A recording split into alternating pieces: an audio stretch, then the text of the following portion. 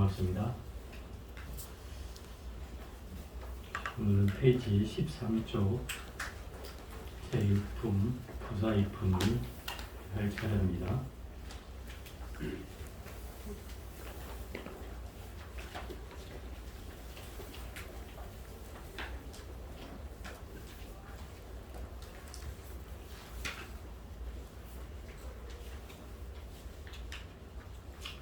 전번 시간에 5장 운수보살 정실품에서 이번에 한거를 기억을 되살리기 위해 잠깐 요약을 해볼게요.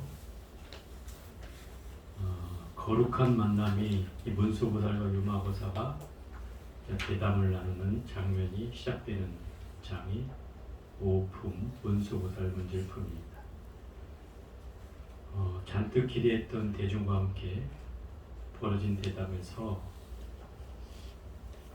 문수보살은 유마거사에게 어째서 아픈 것이냐라고 물었을 때 유마거사는 중생이 아프니까 내가 아프다라고 하는 이 유명한 말을 남기죠. 어찌하면 나을 수 있습니까? 라고 물자 중생의 병이 나오면 내 병이 낫는다고 대답하고 결국 이 질병의 원인이 대비심에 있음을 천명하는 구절이에요. 물론 이 외에도 아픈 이유를 중생의 입장에서는 어리석음과 애착 때문에 아프다 하고 또 집착 때문에 아프다고도 하지만 또 보살의 입장에서 보면 바로 이 대비심 때문에 아픈 것이다라고 얘기를 하는 거죠. 또 병에 든 사람에게 어떻게 위로를 해줘야 되느냐고 하는 말에 이제 병은 무상한 것이다. 무상하지만 그렇다고 해서 그 사람에게 항상한 곳이 있다. 그곳에 가라고 얘기해서는 안 된다. 아픈 걸 무상함을 느껴서 그 괴로움을 함께 해주는 것이 좋지 빨리 죽으라고 얘기하면 안 된다. 얘기했죠. 또 괴로움이라는 것을 또 얘기하면서 일체가 다 괴로움이다. 이 몸뚱 아리도 괴로움이고 사람이 태어나면 늙고 병들고 죽는 것이 순리인데 그것이 자체가 다 괴로움이다. 그걸 받아들일지언정 열반의 세계가 있다고 얘기하지 마라. 이런 내용이었죠. 그 다음에 공하다. 이 세상이 다 공해서 나라고 할 게 없다.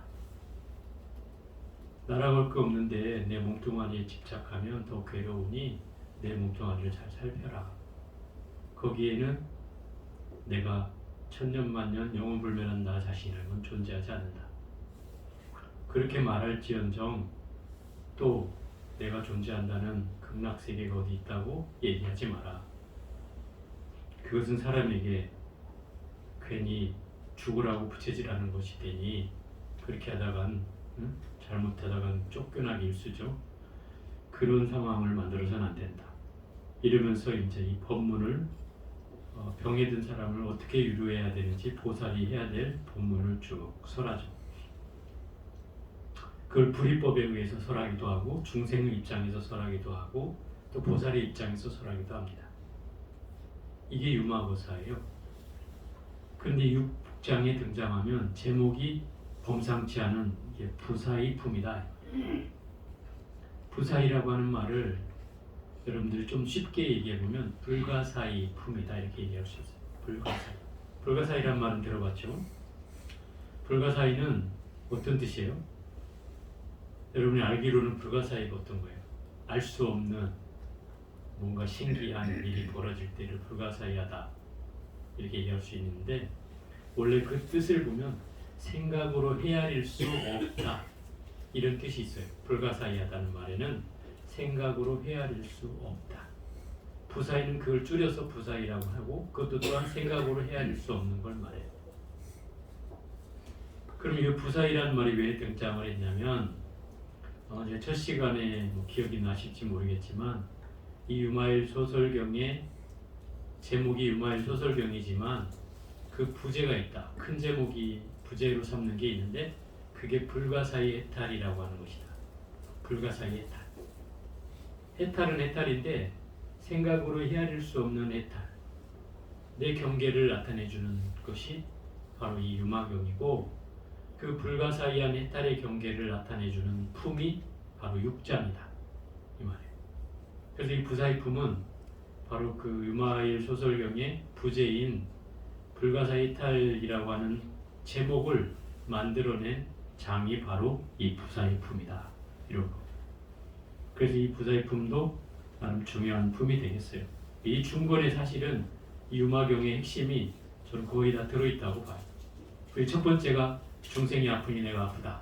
이게 5장이고 2장에서는 이제 불가사의 해탈 경계라는 것을 어떻게 해탈 법문을 해야 되는지를 설명하고 있는 구절이다.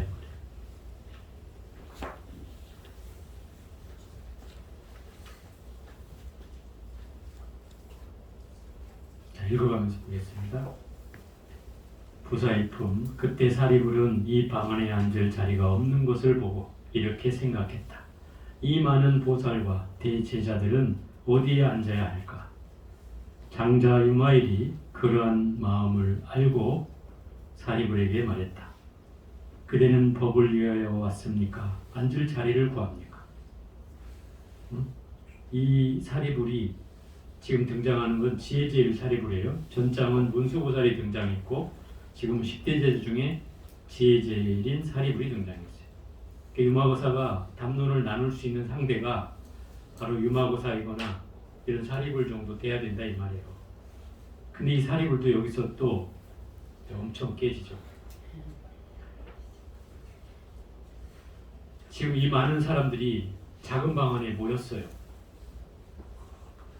그런데 이 중생의 생각은, 그죠? 우리도 당연히 아마 그렇게 생각할 거예요. 어디에 이 많은 사람이 다 앉지? 이 생각부터 일으킬 거예요. 이 사리불도 아마 보살심에서 그렇겠지. 내가 앉고 싶어서 이보다 이 많은 대중들이 어디에 다 앉을까 라고 생각을 하자 그거를 이제 유마일이 딱 꼬집어서 얘기를 하는 거죠. 그대는 법을 위해서 왔습니까? 앉을 자리를 구합니까? 자리 때문에 왔느냐 법을 구하러 왔느냐 이거든요. 당연히 사리불은 저는 법을 위해서 왔지 앉을 자리 때문이 아닙니다. 유마일은 말했다. 사리불이여, 오직 법을 구하는 사람은 몸과 목숨을 탐하지 않거늘 하물며 앉을 자리를 탐하겠습니까? 이런 얘기네. 그러니까 법을 구한다고 하면 몸과 목숨을 탐하지 않는다는 말은 몸과 목숨을 아끼지 않는다는 거예요. 이거를 이 경전에서는 불탐 구명이라고 얘기를 한 부분인데, 불탐 구명, 목숨과 몸을 탐하지 않는다. 말이 좀 해석하기 어려운 말인데, 탐하지 않는 목숨에 대한 애착이 없다 이런 소리죠. 그런데 원래 이 모든 경전에는 관통하는 말이 있는데, 원각경에서도 아마 제가 이 부분을 한번 했던 것 같아요. 불석신명하라 이런 말이거든요. 여기서는 아낄 석자가 들어간다. 이게 신명이라는 건 몸과 목숨이라는 뜻이고, 몸과 목숨을 아끼지 마라. 이게 보현행품에도 등장하고 금강경에도 등장하고 원각경에도 등장하고 뭐 대승경계는 거의 다 이 말이 나와요. 왜냐하면 법을 구한다라고 하는 것은 옛날에는 목숨을 거는 일이었어요.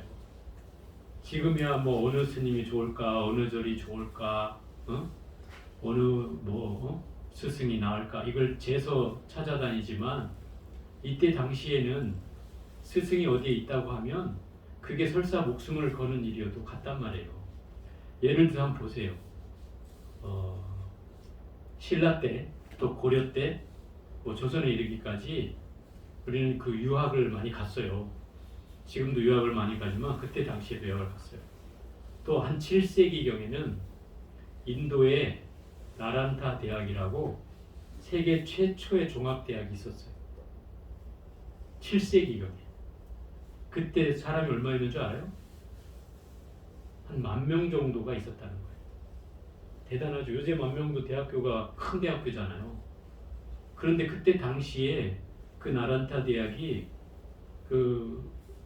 어디입니까? 그 보드가야 근처에 약 한 1시간 가까이 떨어졌는데, 그곳에 가보면 지금도 잔해만 남아있는데, 네? 거기에 불이 나서 그 이슬람이 쳐들어와 가지고 한 11세경에 불이 타요. 불이 타는데 몇 년을 탔다는 거예요. 뭐 거짓말이 좀 섞였겠지만 그토록 오래 탔다는 거예요. 그 정도로 건물이 많았고 컸다는 거죠. 생각해보세요. 10,000명을 수용하려면 지금이야 빌딩 몇 개 지으면 끝나죠. 그렇잖아요. 근데 그때 당시에는 건물이 높아봐야 2층, 3층이었거든요. 높아봐야. 그러니까 뭐 그런 층수로 10,000명 정도를 수용하려면 엄청나게 넓어야 되겠죠. 거기가 부지가 지금 가봐도 뭐 몇만 평 부지 돼요. 지금 가봐도. 잔해만 남아있는 곳만 돌라도 한참 걸려요. 그런데 그게 원래대로 하자면 엄청나게 컸던 거죠. 그런데다가 이 학제가 8학년까지 있는데 8학년 한 학년당 2년씩이에요. 그럼 4학년이면 8년을 해야 되는 거예요. 거기다 대학원이 또 8년 과정. 그럼 이 대학원까지 나오면 16년이 걸리는 거죠. 그런데 이 16년을 하고 나오면 머리가 좋은 사람은 이 대장경을 다 암송할 정도가 돼. 암송해요. 그리고 이 대학원을 졸업하면 인류 강사가 될 수 있다는 거예요. 강백이 될 수 있는 거예요. 그래서 그 유명한 여러분들 뭐 선호공에 나오는 삼장법사, 이 삼장법사가 현장 스님이거든요. 현장. 당나라 시대 현장 스님이요. 우리 뭐 금강경도 번역했고 반야신경도 번역했고 뭐 이런 대표적인 거 반야신경이죠. 우리가 알고 있는 반야신경. 관자재부사 행심반야바를 행할 때 이게 현장 스님이 요약한 거예요. 현장 스님의 최대 역작이 바로 이 반야신경이에요. 이분이 왜 삼장법사라고 불리는 줄 알아요? 이분이 16년을 유학을 갔다 왔어요. 인도에 16년을 갔다 와서 인가를 받았어요. 뭘로 인가를 받아요? 삼장에 대해서 꿰뚫어 아는 사람이라고. 그게 삼장법사라는 칭호가 붙은 거예요. 별명, 그게 뭐 법명이 아니고 삼장이 뭐예요? 경, 율, 론, 이 세 가지, 대장경에 담겨있는 이 세 가지를 다 알았다 이 말이에요. 다 외운다 이 말이죠. 다 외웠어요. 지금도 저 인도네시아, 아니 저 미얀마인가 어디에서는 최근에 제가 그 소식을 들었어요. 인터넷을 통해서 그 삼장법사 품서식을 했다.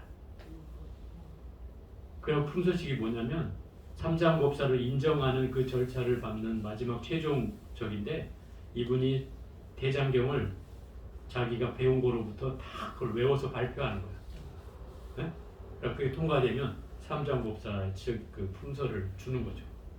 지금도 그게 있고 미얀마 어디서 태국인가 어디선가 했다고 제가 들었어요. 그런 것처럼 이 현장법사도 이미 그 팔만대장경을 다 외웠기 때문에 삼장법사라는 칭호를 받은 거예요. 그래서 우리가 삼장법사라고 불리는 거예요. 그러니 이 경을 제대로 배우기 위해서는 이런 16년이라는 과정을 거쳐야 하는데 그 곳에 들어가는 것도 만만치 않았단 말이에요. 2년에 한 번씩 시험을 쳤어요. 2년 과정이니까 한 학년이. 그런데 우리 유명한 신라시대 때 해초 스님 있잖아요. 왕후천 축국전이라는 그 인도 유학기를 쓴 거예요. 그게 왕은 다녀오다 이런 뜻이 왕래하다. 오는 나라는 뜻이고 천축국은 그때 당시 인도를 천축국이라고 했어요. 그럼 왕후천 축국전이니까 뭐예요? 내가 인도에 다녀오면서 쓴 전기, 그게 왕후천 축국전이에요. 거기에는 이 스님이 이제 간 행로, 돌아온 행로가 고스란히 적혀 있고, 목숨을 걸고 갔다 오는 거예요. 내가 살아 돌아올지 죽어서 올지 알 수가 없어요. 목숨을 걸고 가는 거예요. 여러분들 그 티벳 그 나오는 차마고도나 이런 그 TV 그 나오는 거 봤죠? 막 벼랑에 그 나귀 같은 거 끌고 막 가잖아요. 좀만 발을 헛디디면 그냥 졸다가 떨어지는 거야. 낭떠러지로. 또 아니면 뭐 그거 아니래도 갑자기 겨울을 지나다가 뭐 봄에 이르러서 갑자기 눈이 녹으면서 산사태가 나가지고 휩쓸려서 죽는다든지 뭐 여러 가지 경우가 있겠죠. 근데 이 해초 스님은 참 재밌는 것이 유학을 가긴 갔어요. 근데 시험에 낙방을 했어. 어? 낙방을 했어. 낙방을 하면 2년을 기다려야 되는 거야. 2년. 여러분 인도에서 2년 기다리면 기다릴 수 있을 것 같아요? 여기서 벚꽃 돌면서 기다리려면 충분히 할 수 있지. 근데 인도 다녀오신 분 알잖아. 2년을 있으려면 내가 보름을 살지언정 내가 2년을 어떻게 살아요?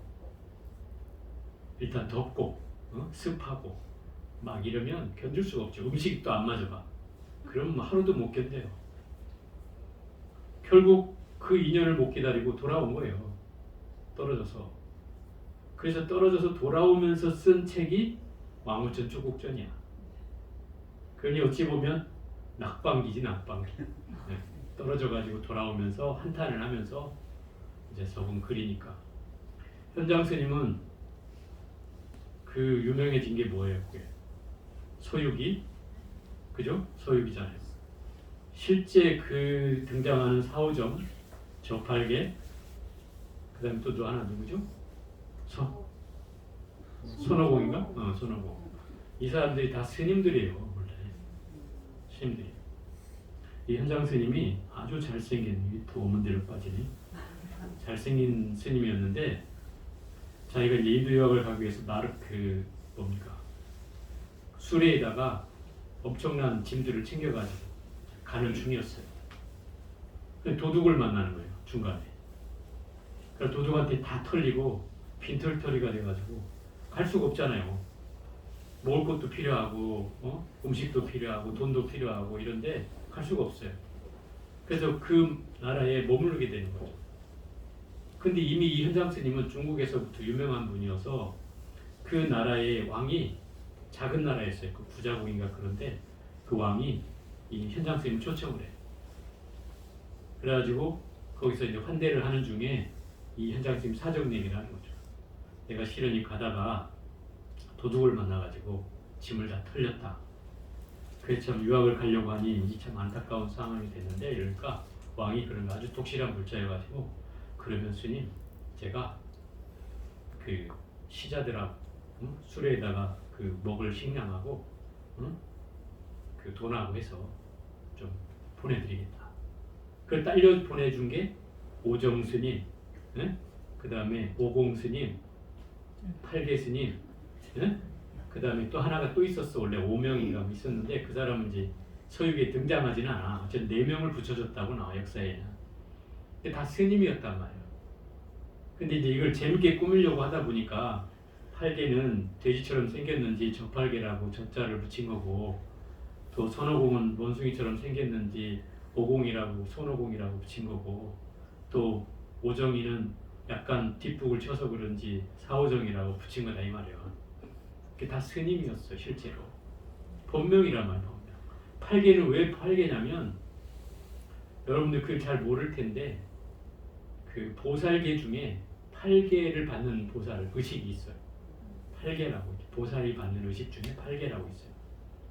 그래서 우리 그 어디에 나오냐면 고려 시대 때 그 팔관에, 그렇지 말이에요. 팔관에 같은데 이 8개를 받는 전통적 의식이 모든 사람들이 모여서 이 의식을 받는 걸 팔관이라고 하는 거예요. 그런 의식이 있었어요.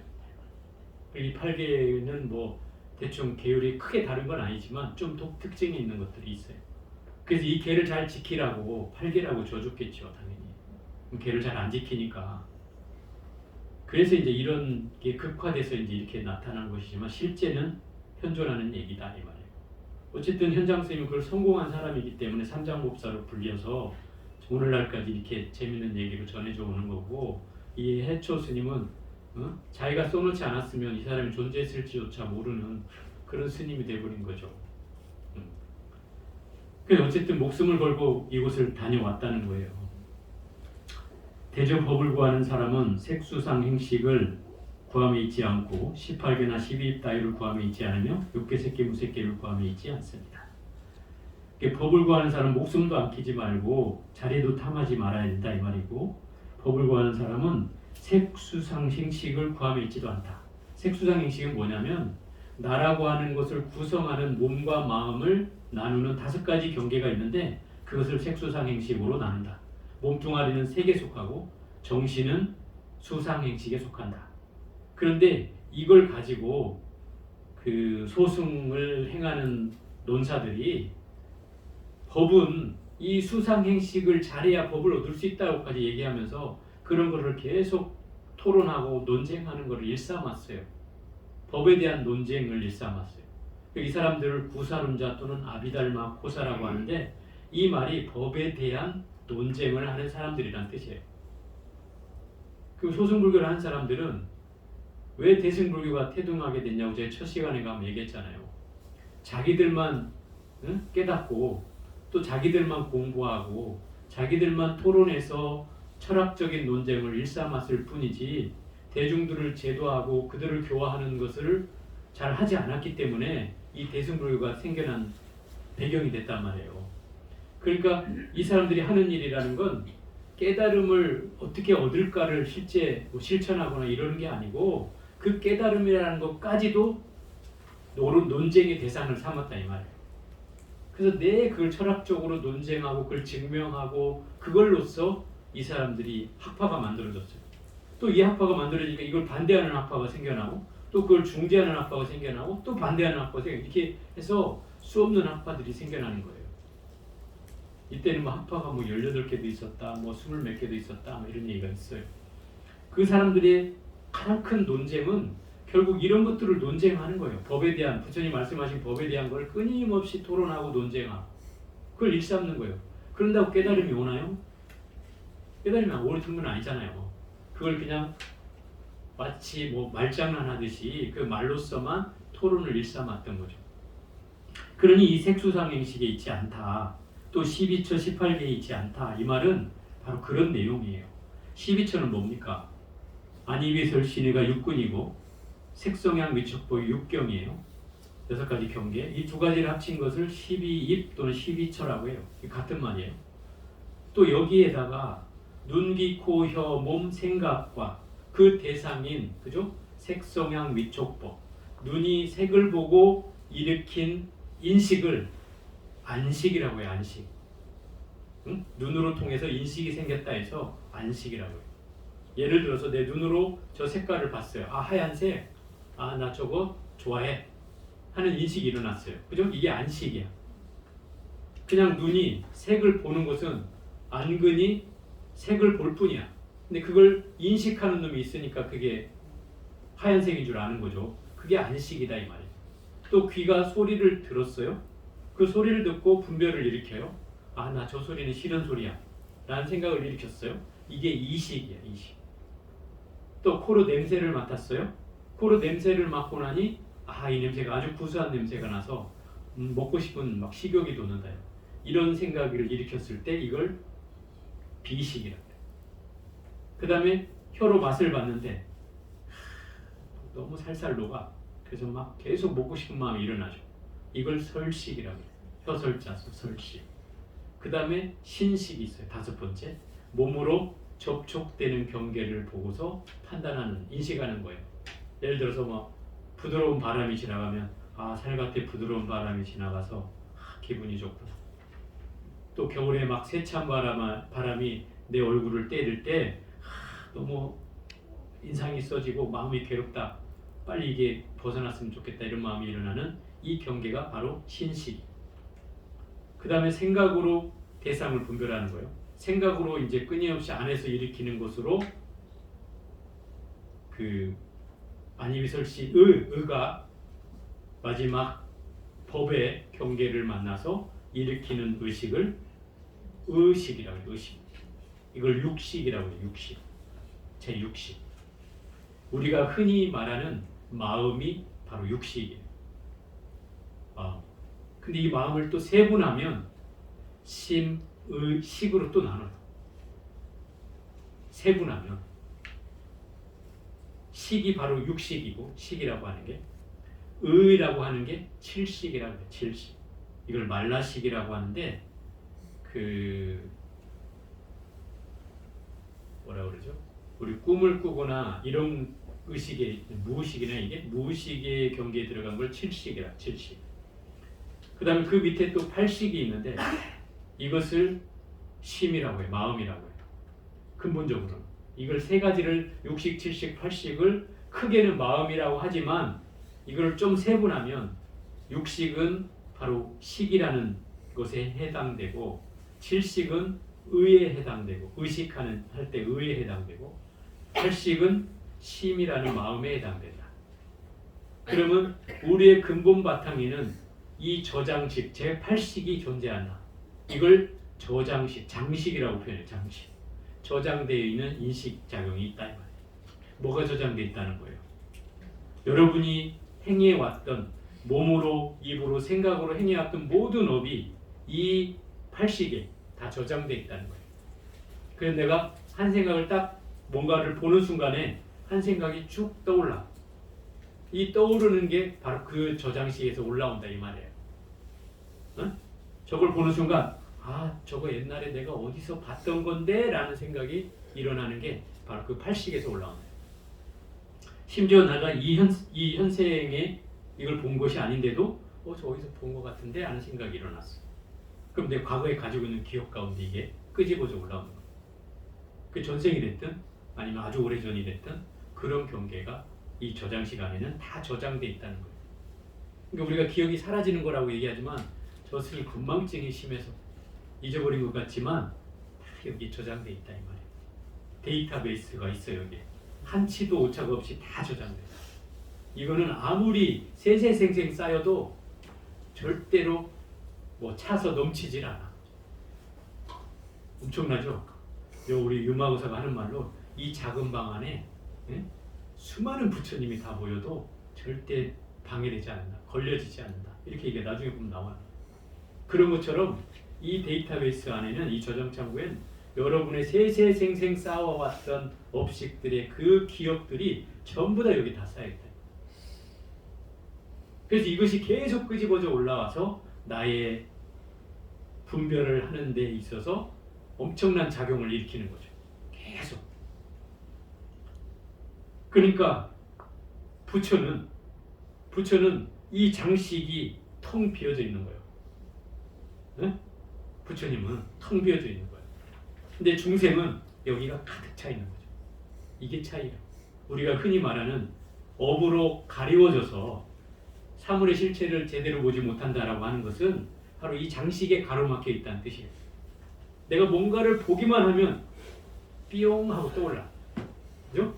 과거의 기억이 삐용 하고 떠올라서 저거 내가 옛날에 어디서 본 거야? 자동이야 그냥 이게. 이런 과정은 돼 있잖아요.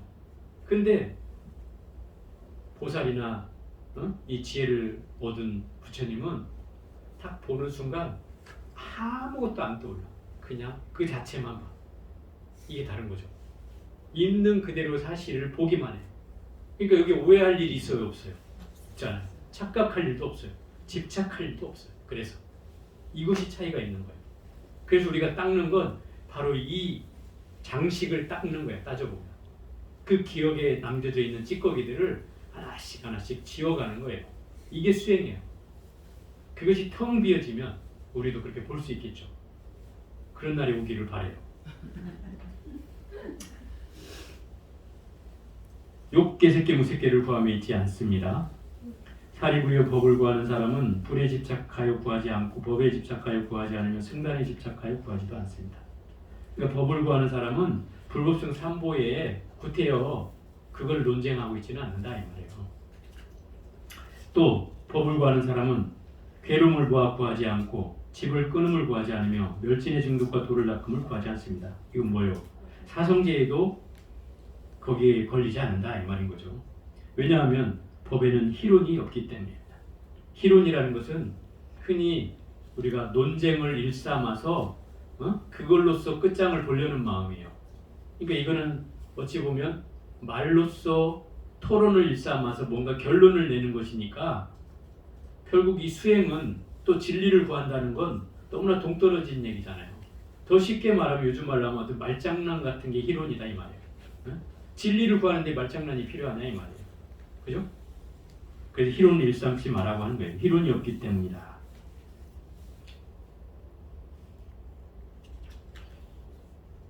또 만약 내가 마땅히 괴로움을 보고 집착을 끊으며 멸을 증득하고 도를 닦는다고 말하면 이것이 이론이며, 아까 지금 사성제에 있다고, 법이 있다고 얘기 안 했죠.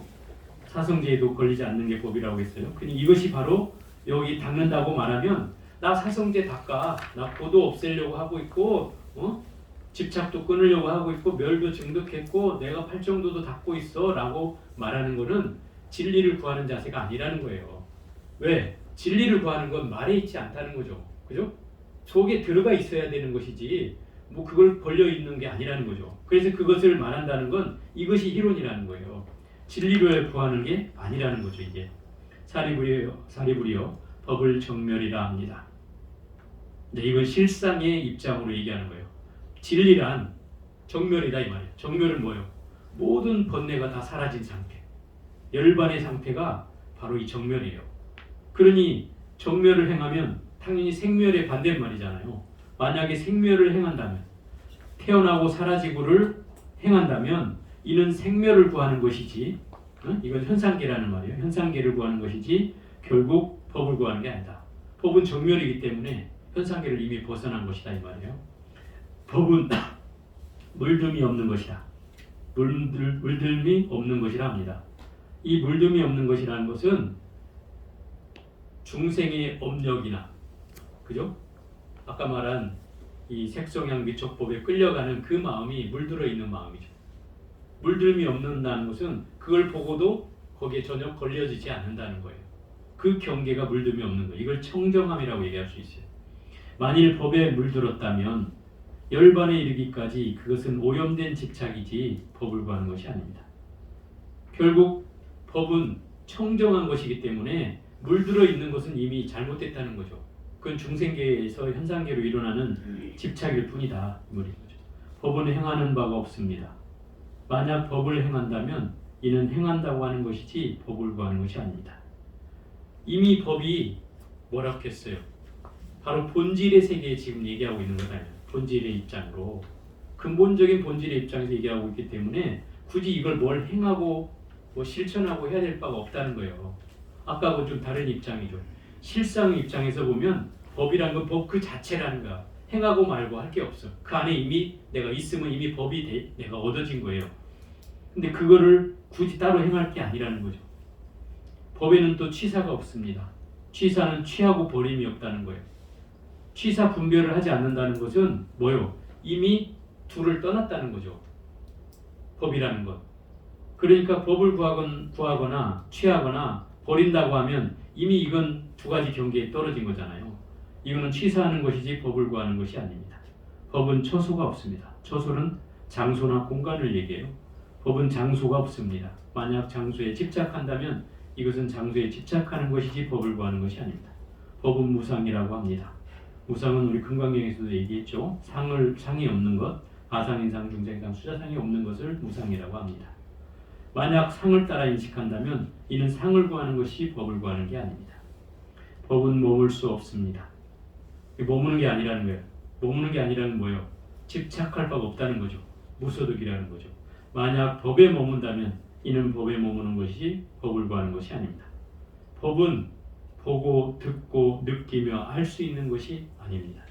이건 앞에서도 한번 설명했을 건데 견문각지라고 해서 보고 듣고 느끼며 아는 것. 이건 보통의 중생들이 다 하는 거잖아요. 그죠? 현상의 경계죠.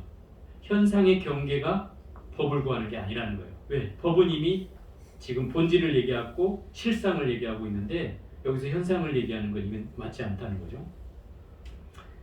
만약 보고 듣고 느끼며 알고자 하면 이는 보고 듣고 느끼며 아는 것이지 법을 구하는 것이 아닙니다. 법은 무의라 합니다. 무의라는 말은 아무것도 하는 바가 없이 하는 거예요. 응? 우리 무의도식한다 이런 말 들어봤죠? 하는 바 없이 밥만 축내는 사람은 무의도식자라 그러는 거예요.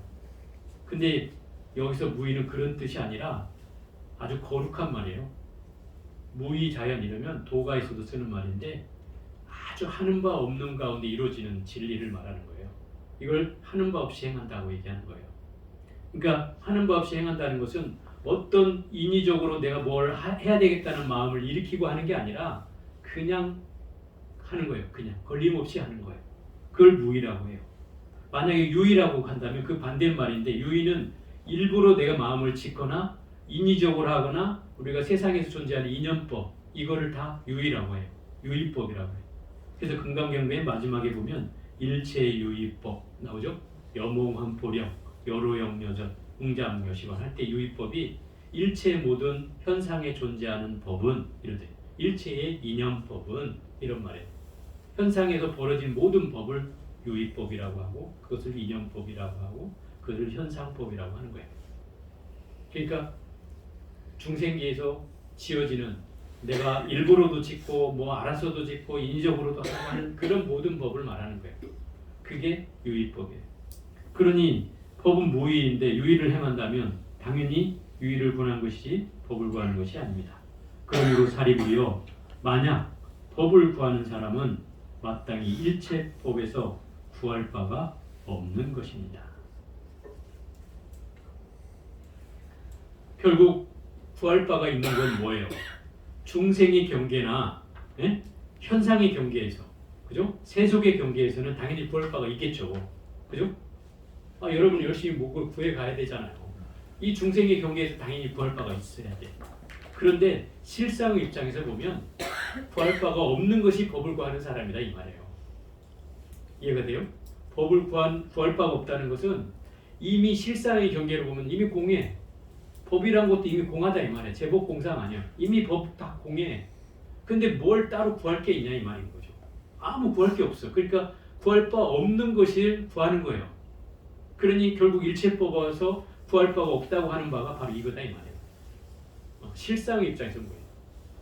예를 들어서 깨달음이라고 하는 걸 얘기하면 우리가 중생기의 입장에서는 깨달음을 얻어야 되죠. 그죠? 열심히 얻어야 돼. 근데 실상의 입장으로 보면 깨달음을 얻을 바가 없어요. 어떤 깨달음이 어떤 대상이 있는 것도 아니고 어떤 실체가 있는 것도 아니다 이 말이에요. 그냥 깨달음이 이루면 되는 것인데 깨달음을 내가 뭔가 어떤 목적 의식을 가지고 어떤 대상이 있고 구체화된 뭐가 있다고 여긴다면 그건 잘못된 거라는 거죠. 깨달음은 없어요. 그러니까 실상의 입장에 보면 깨닫고자 하는 마음을 내려놔야 비로소 깨달을 수 있다 이렇게 얘기한다 이 말이에요. 실상 입장에. 그럼 중생 입장은 열심히 깨달음을 위해서 나아가야죠. 그죠? 열심히 닦아가야 돼. 그런데 그래도 중생 입장에서 그 경계를 넘으려면 바로 실상으로 봐야 된다 이 말이에요. 어떻게? 깨달음에 대한 삶을 집착하지 않고 하는 바 없이 행해야 된다 이 말이에요. 그게 제대로 하는 수행인 거죠. 이렇게 말했을 때 500명의 하늘의 자식들, 천자들이 모든 법 가운데 법안의 청정함을 얻었다. 진리의 눈을 청정함을 얻었다는 진리의 눈을 떴다 이 말이에요. 깨달음의 경계를 얻었다. 그때 장자 유마엘이 문수사리에게 물었다. 문수사리여, 그대가 무량 천만억 아승기 국토를 다녔으니 이제 문수보살에게 묻는 거예요. 무량 천만억 아승기 국토라는 말은 무량 한량 없는 천만억 숫자로 비교하는 건 천만억이라는 건 지금 상정에도 뭐 헤아릴 수 없는 시간을 말하는 거예요. 거기다가 아승기라고 하는 말은 이게 이제 그 수학 선생님들이 이런 걸 잘 알던데 그 우리가 숫자로 계산해서 올라갈 때 조, 뭐 경, 뭐 해, 뭐 이런 거 다 나가잖아요. 그죠? 그러면서 맨 마지막이 뭐예요? 그게 숫자로 나올 수 있는 뭐 최고 마지막이 있을 텐데 그거 이상 올라가는 수가 있어요. 그걸 무한대수라고 해요. 그 무한대수라는 개념이 이 불교 용어 중에 다 나와요. 불가사의도 사실 무한대수예요. 불가사의, 항아사 이것도 무한대수예요. 나유타뭐 할 때 나유타도 무한대수예요. 아승기 이것도 무한대수예요. 그러면 이 얘기는 무슨 얘기냐면 이거를 지금 인도나 이런 데서는 그 10의 56성, 뭐 10의 64성 이런 식으로 써요. 지금도. 그러니까 수학자들이 안 풀리는 이 연산을 최고의 과위로 이걸 그 뭔가 계산할 때 바로 이 무한대수를 통해서 이걸 설명하고 있어요. 불가설 뭐 이런 말 나오잖아. 불가설도 이게 다 그 무한대수예요. 금강경에 나오는 그런 말들이 이해 안 되는 말들이 다 무한대수예요. 여기도 지금 나오잖아요. 그러니까 아승기라고 하는 말도 무한대수. 이걸 뭐 10의 56승이라고도 하고 10의 64승이라고도 해요. 항하사란 말도 그것이 무한대수예요. 그러니까 이 1000만억에다가 10의 56승을 곱한다고 쳐봐요. 그럼 여러분 생각할 수가 없어. 그러니까 불가사의한 거예요 이게. 그래서 불가사의예요. 그 국토를 다녔다 이 말이에요. 문수사리가.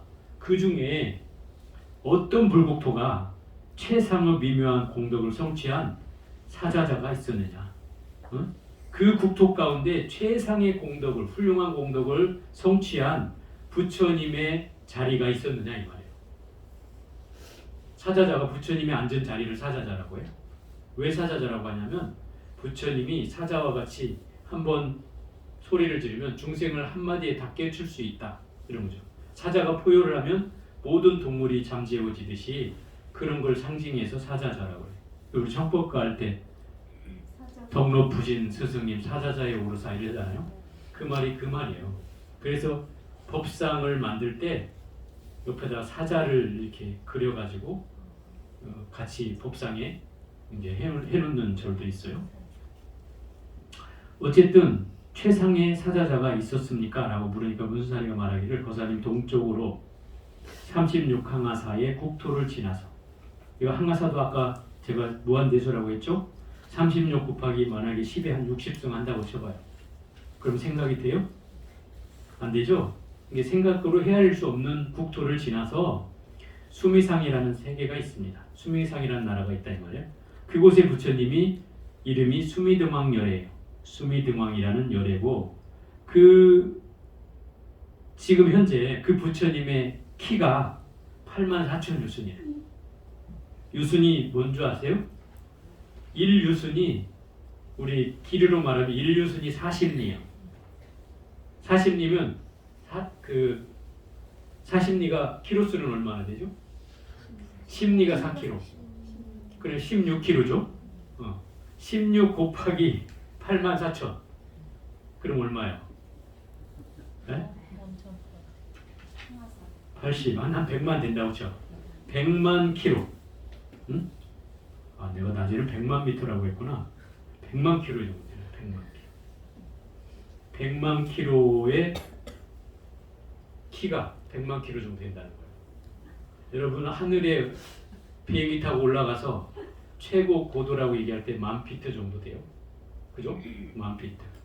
뭐 그래가지고 제일 많이 올라갔을 때가 아마 8만 9만 정도.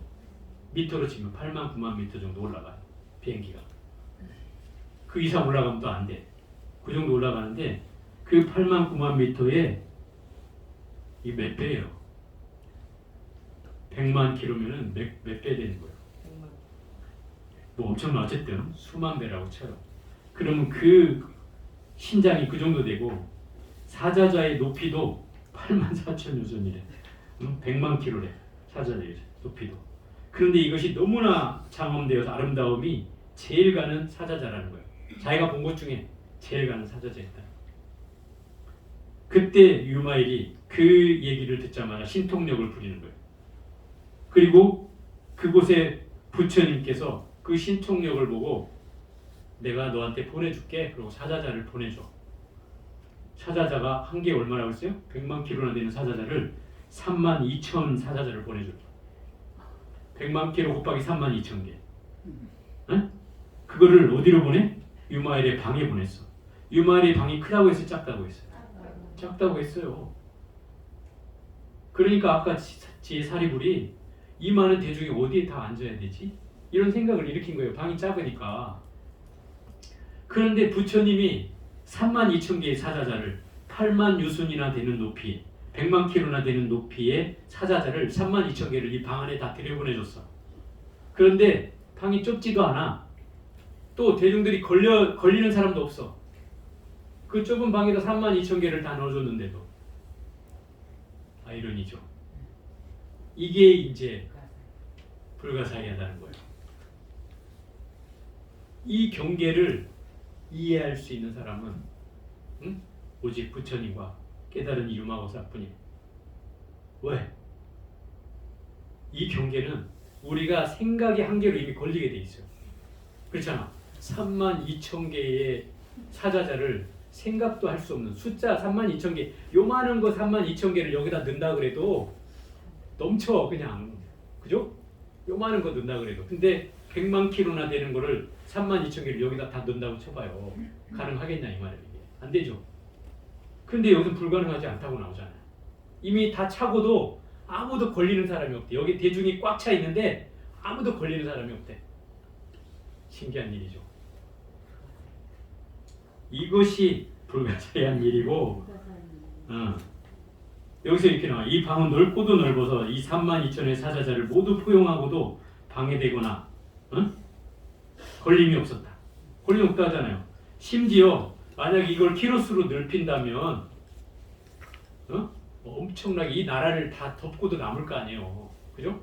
그런데도 불구하고 이 비아리성, 그 바이샬리의 성에, 성과 그 주변의 사천하, 하늘세계 등 포함해서 사천하 세계도 막히지도 않았고, 또 이미 전에 살았던 것처럼 전혀 누구도 불편해하지 않았다는 거예요.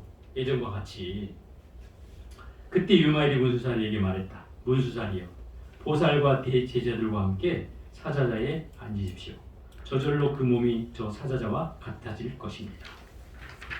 그러니까 신통력을 얻은 보살은 이미 그 사자자에 내가 마음을 내는 순간, 여기 앉아야지 하는 순간 의자가 다가와서 나하고 딱 일체가 돼버린다 이거.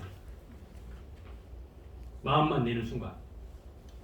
그런데 여기서 못 앉는 사람이 있었어요. 신통력을 얻은 보살은 곧 저절로 몸이 바뀌어 42,000유순이나 되는 사자자에 앉았으나 새로 발심한 보살이나 대제자들은, 새로 발심한 초발심한 보살이나 대제자들은 모두 자리에 오를 수 없었다. 그때 유마엘이 사리불에게 권하였다. 사자자에 오르시지요. 사리불은 말했다. 거사여, 이 자리는 높고 넓어서 제가 오를 수가 없습니다. 유마엘은 말했다. 사리불이여, 수미등왕열에게 예배하면 오를 수 있습니다. 이에 새로 발심한 보살과 대제자들이 수미등왕열에게 예배하자 곧 사자자에 앉을 수 있었습니다. 사리불이 말했다. 거사님 일찍이 전에 없었던 일입니다. 이렇게 작은 방에 이와 같이 높고 넓은 사자자를 수용하고도 비아리성이 어떠한 장애도 없었고, 또 연부제의 마을, 성읍, 촌락, 성, 그리고 사천하의 모든 천룡 귀신의 궁전도 또한 걸리지 않습니다. 유마엘이 말했습니다. 사리불이여, 제불보살에게는 해탈이 있는데 이름이 불가사의입니다. 이게 불가사의라는 거예요. 왜 이 사리불이나 또 초발심한 보살이나 대제자들이 그 자리를 못 올라갔겠어요? 이미 경계에 걸려 있는 거예요. 저건 높아서 내가 올라갈 수 없다 하는 경계에 걸려 있기 때문에 못 올라가는 거예요. 그렇잖아요. 수치적으로 보면 저걸 내 눈으로 봐서 내 발이 닿지도 않고 어떻게 저기를 올라가? 하는 이미 그 경계에 걸려 있기 때문에 못 올라가는 거예요. 그러자 유마의사가 저 수미등왕열에게 예배를 하라. 예배를 하면 수미등왕열애가 그 마음을 열어주는 거죠. 그래서 이들이 자연스럽게 그 자리에 오를 수가 있어지는 거예요. 그렇게 하고도 누구에게도 걸리지 않았다는 거예요. 장애가 되지 않았다는 거예요. 그 나라에 사는 백성들이나 천신들이나 할 것 없이 어느 누구에게도 걸리지 않았다는 거예요. 그러니 이게 불가사의한 일이 아니고 무엇이에요? 이런 경계가 이 선가에서는 이런 얘기를 하는 거예요. 불법이 여하시니 있고 불법이 무엇입니까? 라고 묻는 제자에게 서강의 물을 한 모금에 마시고 오면 알려주겠노라. 자, 여기로 비유하면 한강의 물을 한 모금에 마시고 오면 내가 알려주겠노라. 여러분 같으면 한강의 물을 한 모금에 마실 수 있어요? 여기에 걸려있기 때문에 다음 진도를 나갈 수가 없는 거죠. 그죠?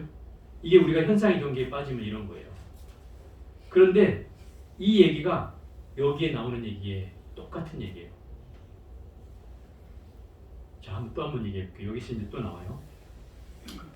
만약 보살이 이 해탈에 머무르면 높고도 광대한 수미산이 겨자씨에 들어가도 늘어나거나 줄어드는 일이 없습니다.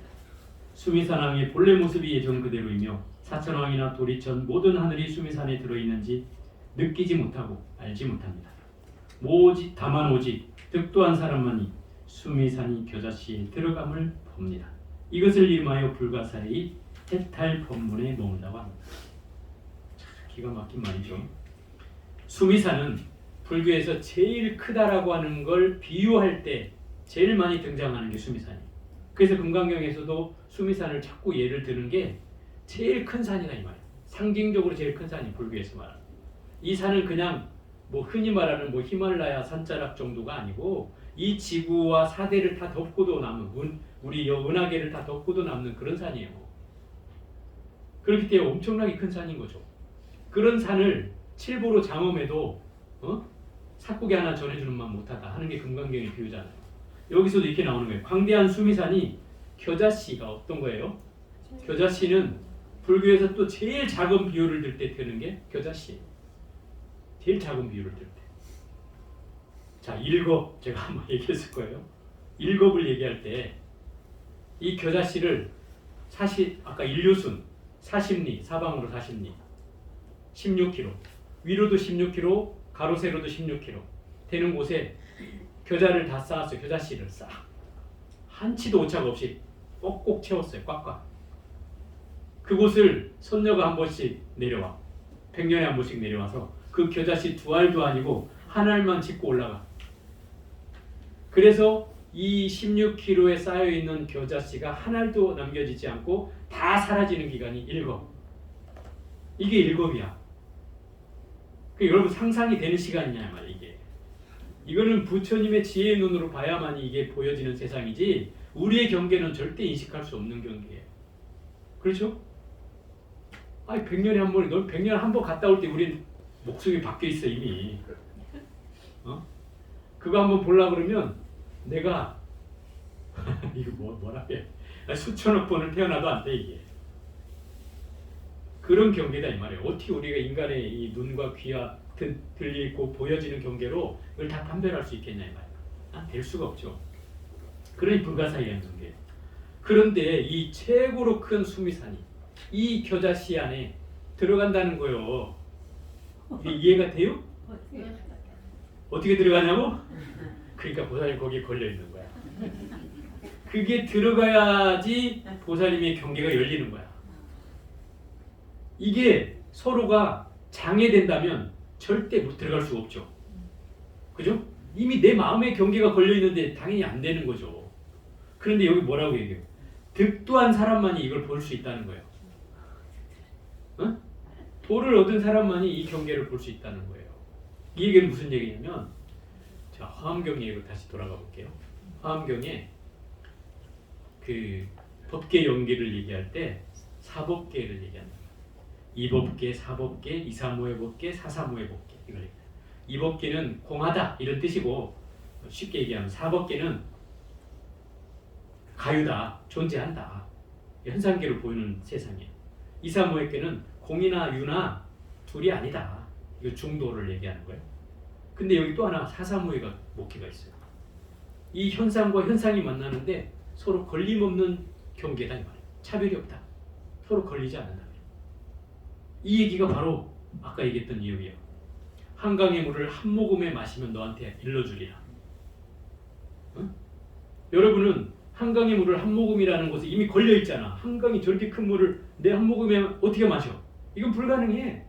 여기에 걸려 있는 한 이게 서로 소통이 될 수가 없어요. 그죠? 또 여기 있잖아. 수미산이 어떻게 겨자씨 안에 들어와? 이건 불가능해. 절대 못 들어오죠. 그런데 이 사사무의 법계를 보면 이 두 개가 걸림이 없어요. 들어오고도 남아. 여기서 얘기하잖아. 수미산이 겨자씨에 들어갔는데 그렇다고 수미산이 쪼그러져서 들어간 게 아니라는 거예요.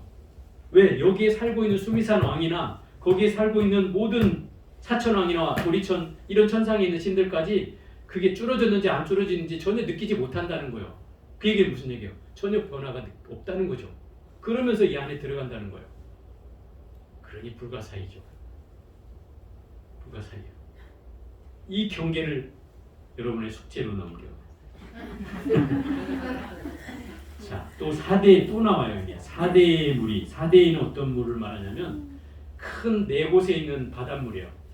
큰 바닷물. 이게 어디에 있냐면 수미산이 세계 최고로 큰 최고로 큰 산을 수미산이라고 했잖아요. 이 수미산을 사방으로 흐르는 바다가 바로 사대해예요. 그럼 최고로 큰 산과 최고로 큰 바다라고 얘기할 수 있죠. 그걸 사대해라고 하는 거예요. 이 사대의 물이 하나의 털구멍에 들어간대. 여러분 털구멍 있잖아. 그 털구멍에 들어간대. 물고기, 자라, 거북, 악어에 물에 사는 동물을 괴롭히지 않고 그 대에는 본래 모습 그대로이며 모든 용, 귀신, 아수라 등이 털구멍에 들어있는지 느끼지 못하고 알지도 못하며 이러한 중생도 번거롭지 않습니다. 이게 보여. 사대의 그 큰 물이 이 털구멍 하나에 다 들어갔는데 거기에 사는 동물들도 내가 줄어들었는지 늘어났는지 전혀 느끼지 못한다는 거예요. 아무 변화 없이. 그게 서로가 서로를 융섭한다고 하는 거예요. 서로가 서로를 포용한다고 하는 거예요. 이런 도리를 사사무예법계라고 하는 거예요. 제가 예전에 아마 온각경 할 때 한번 설명을 했을 건데, 예를 들어서 지금 우리 그 천장에 떠 있는 불빛이 저 전구가 등이 한 150등 되나요, 저게? 한 150등에다가 여기 켜 있는 것까지 치면 한 160개 된다고 쳐요. 그럼 이 불빛이 자기의 고유한 불빛의 밝기를 품어내고 있어요. 그죠? 전부 다 품어내요.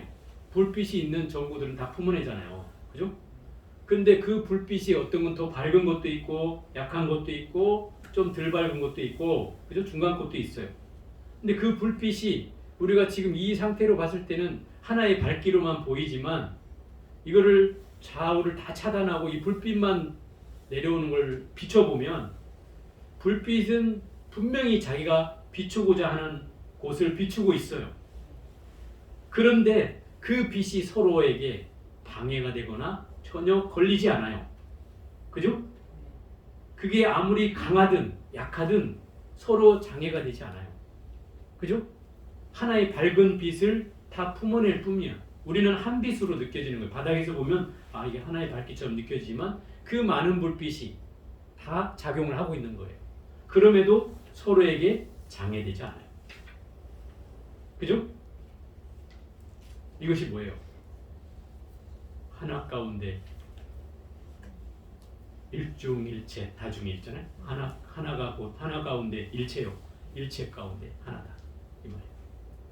이게 상적상립이라는 사사무예법계의 현상을 얘기해 주는 거예요. 이 세계가 그렇다는 거예요. 사물과 사물이 만나도 전혀 걸리지 않는다는 거예요.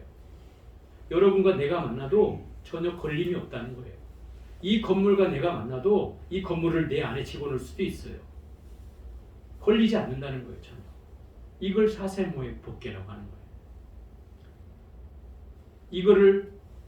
이 얘기를 하는 거는 사실은 다른 종교는 요 3단계까지는 얘기해.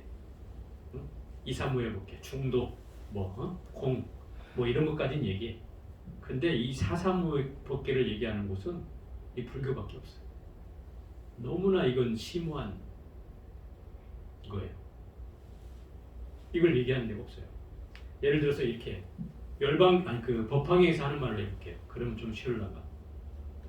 제법실상이라고 그래요. 제법실상. 모든 존재는 있는 그대로 모습이 실상이다. 네? 존재하는 그 자체로 실상이라고 하는 거예요. 분명히 앞에 여기 다 뭐라고 했어요? 다 현상계는 다 허망한 것이고 다 공이라고 얘기했죠. 이렇게 듣던 사람이 야, 있는 고체가 다 진리래? 그게 다 법이래? 이러니까 지금 헷갈리죠. 이 법화경에서는 그렇게 얘기해요. 있는 그대로가 바로 진리다. 네가 존재하는 그곳이 진리다. 그것이 깨달음이다. 중생과 부처의 경계가 나눠있지 않다. 그 자리가 중생이요 부처다. 이렇게 얘기한단 말이에요. 헷갈려요? 이게 뭐냐면 불교의 이 사상계의 역사가 맥락이 발전해가지고 결국 이렇게 법화경이나 이 화엄경의 경계로 나타나는 거예요. 그러니까 무슨 얘기냐면 저 처음에 불교를 공부하는 사람은 아함경을 공부해야 돼요. 처음에 불교를 접하는 사람, 아함경을 공부해야 돼요. 왜? 아함경에는 이 현상계의 부처님의 일대기가 있어요. 현상계의 일대기예요. 현상계에서 끊임없이 경험하면서 얻어지는 일대기예요. 그러니까 내가 공감할 수 있어요, 없어요? 있어요. 그래서 나와 똑같은 사람이었구나라는 걸 이해할 수 있어요. 그래서 그게 필요한 거예요. 그리고 이게 다시 2단계에 오면 이제 이런 경전을 봐야 되는 거예요. 금강경이라든지 반야경 계통의 경전을 봐서 그게 허상이라는 걸 깨우치게 해줘야 돼요. 응? 그 허상이야 다. 실상으로 보면 다 그거 헛된 거야. 헛것이야. 환이야. 이 온각경에서 얘기하는 거죠. 환이야. 금강경에서는 다 공이야. 이렇게 얘기하는 거예요. 그래서 뭐예요? 나의 집착을 깨트려줘야 되는 거예요. 집착이 깨져야 그 자리에서 야, 우리가 존재하는 건 잠시 인연에 의해서 모여있을 뿐이야. 응? 이건 실상으로 보면 다 이게 허상이야. 이걸 이해해야 그 다음에 이제 있는 그대로가 진리야. 이게 법이야. 이렇게 얘기하는 거예요. 그래야 뭐가 돼? 집착을 하지 않는 가운데 진리를 이해할 수 있어지는 거예요. 예를 들어서 집착이 있는 가운데 야, 있는 그대로가 진리야 이러면 그럼 이 말이 이제 어떻게 되냐면 자기 식으로 해석하게 되는 거예요. 자기 식으로 해석하고 늘 끊임없이 뭐 있는 거 공부 안 해도 돼. 아, 내가 부처인데 뭐 왜 공부해? 그죠? 이미 내가 부처인데 뭘 공부해? 할 것도 없어. 이미 너 부처라는 사실을 알았으면 됐지. 공부할 필요 없어. 이렇게 나간단 말이에요. 그럼 결국 이 경계가 이 중간을 무시하게 되면 이런 경계로 발전한다. 그래서 이 과정이 필요한 거예요. 그래서 그 중간 과정이 뭐겠어요? 바로 이 금강경과 원각경과 이런 유마경 같은 경전을 통해서 그 실상이 허상임을 깨닫게 해주는 거예요. 그리고 나야 바로 존재하는 모든 게 다 진리라고 해도 그때는 알게 되는 거예요. 뭐? 왜 알게 돼요? 성철 스님이 한 얘기로 한번 비유를 들어볼게요. 산은 산이요 산은 물은 물이다. 그죠? 산은 산 물은 물. 이것은 평범한 진리를 얘기하는 말이에요. 근데 그 다음 구절이 뭐냐면 입구가 있어요. 이게 3구까지 나와. 입구가 있는데 입구가 산은 산이 아니요 물은 물이 아니로다. 그래. 그럼 앞에 말하고 같아요, 틀려요? 틀리죠? 근데 이게 그러면 진리가 아니냐? 진리예요. 무슨 얘기냐면 앞에 얘기한 것은 현상계로 얘기한 거예요. 현상계. 현상계. 산은 분명히 산이잖아요. 물은 물이죠. 근데 여기서는 이제 두 번째는 뭐냐면 실상계로 얘기하는 거예요. 본질로서. 본질로 보니 산이 영원불멸한 거 아니잖아요. 그래서 산이 아니라고 하는 거예요. 물이 또 영원불멸한 물이 아니잖아요. 그 물이 아니라고 하는 거예요. 그렇게 알고 보니 비로소 산은 산이요 물은 물이로다. 이 3구가 나오는 거예요.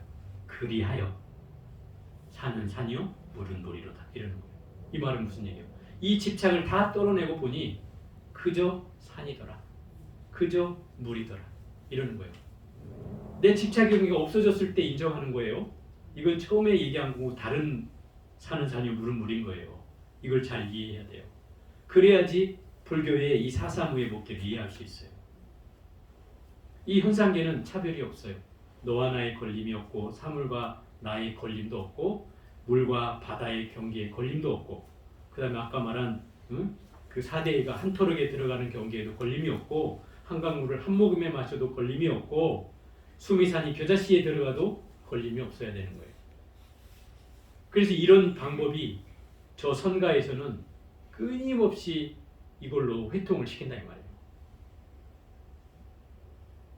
선법문이 어렵다고 하는 건 바로 이런 경계를 가져다가 써가지고 그런 거예요. 이 유마경이 아주 지대한 공헌을 했어요. 이런 경계로 다 보여줬기 때문에 이런 걸 가져다가 이 선가에서는 아주 화두처럼 쓰는 거죠. 화두처럼. 그래서 수미산이 겨자씨에 들어가는 도리를 아느냐? 이 4대의 물이 한 털억 안에 한 털억 구멍에 털구멍에 들어가는 도리를 아느냐? 한강물을 한 모금에 마실 수 있는 도리를 아느냐? 이렇게 그걸 풀어내고 있는 거예요. 그거를 여러분이 궁구해 보면 해답이 나올 거예요. 사리부리와 불가사의한 해탈에 머무는 보살은 참천대천 세계를 버리고 취함이 마치 도해가의 물레와 같습니다. 불가사의한 해탈에 머무는 보살은 이미 삼천대천 세계라는 경계를 다 버려놓고 그 버리고 취하는 것이, 버리고 취함이라는 건 취사를 말하는 거예요. 취사를 하는 것이 마치 도해가의 물레와 같다. 도해가 물레가 어떤 뜻이에요? 그 도자기를 빚는 도공이 물레질을 하다가 흙을 모자라면 붙이기도 하고 또 남으면 떼내기도 하고 하잖아요. 그죠? 그런 경계를 설명하고 있는 거예요. 그런데 오른쪽으로 잡아서 항아리 세계를 지나 밖으로 휙 던졌다. 무슨 말이냐면 흙을 떼내서 휙 던졌는데 그 흙이 무슨 세계냐면 항아사 세계야 그냥. 무슨 얘기예요? 항아리 세계를 이 흙에다 넣어도 걸림이 없는 경계다 이 말이야. 휙 던졌어.